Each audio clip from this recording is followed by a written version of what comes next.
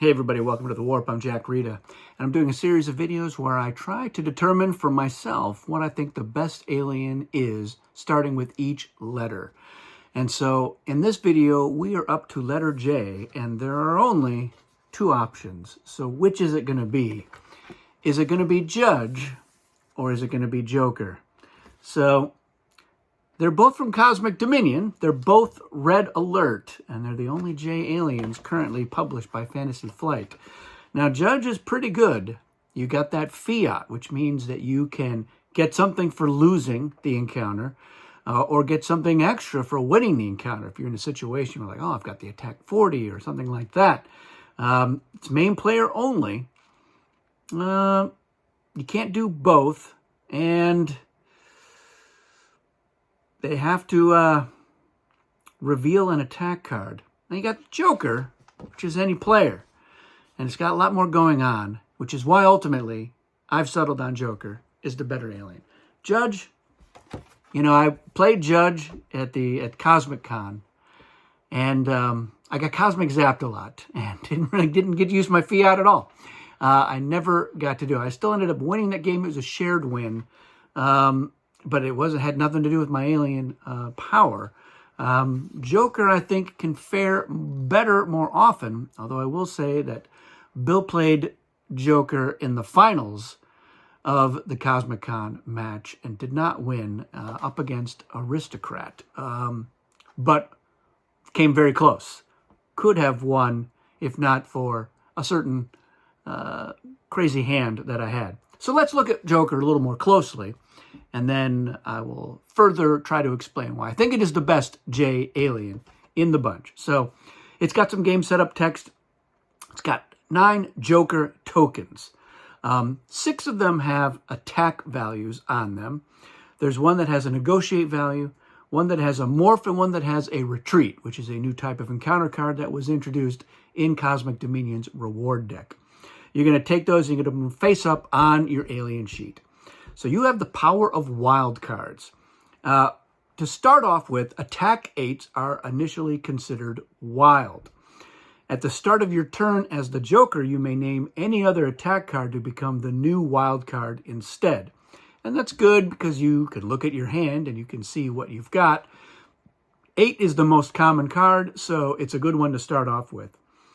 Now, after encounter cards are revealed, for each one that matches a current wild card, use this power. So you must use it. Place one of your face-up Joker tokens from the sheet on the wild card to change it into the card indicated by that token. After the outcome is determined, return the used Joker tokens to the sheet face down. When you remove the last face-up Joker token from the sheet, immediately turn the used ones here face down for reuse. So you've got these 9 tokens. Now, the attack card values, if you're fans of the old show Lost, I can't believe I'm saying old show, they are the Lost numbers. And this was Bill Martinson's idea for an alien. Originally, it was called Numerologist. During the Dominion process, we morphed it with another alien that was called Joker, and we kept that part. So it's got 4, 8, 15, 16, 23, 42. Those are your attack card values. One of them is an 8. And then you've got the negotiate, the morph, and the retreat. So you have got a lot of control. When somebody reveals one of those wild card values, you can change it. And you getting the benefit of seeing what the other player's card is when you decide which one to change it.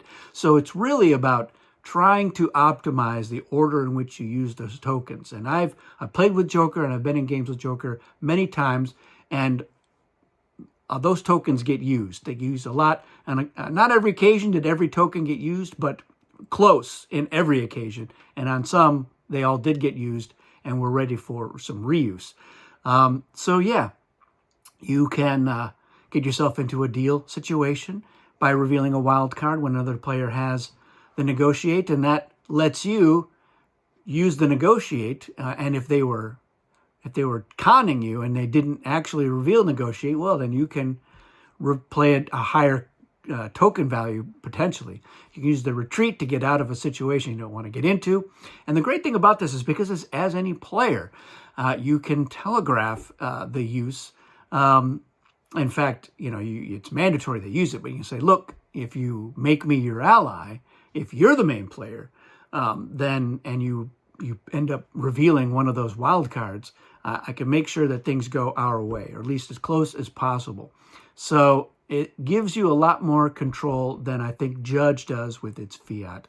Even when you can use the fiat, it's a gamble because you're declaring during the planning phase if it's going to be gains for the winner, gains for the loser. So sometimes it backfires on you. And sometimes you're like, well, the winner's going to get something. The loser, they get something normally. The loser's going to get something here to sort of hedge your bets. So you can throw the encounter for the most part and still get something as Judge. But again, it's a magnet for cosmic zaps. Joker potentially could be as well. But I don't know. It's I just haven't seen it happen as often. So I like Joker a little bit better. It's more fun, I think, because you're meddling with everybody's, potentially everyone's encounters. And it's just fun using those tokens and trying to figure out which one's the best one to play in any given situation.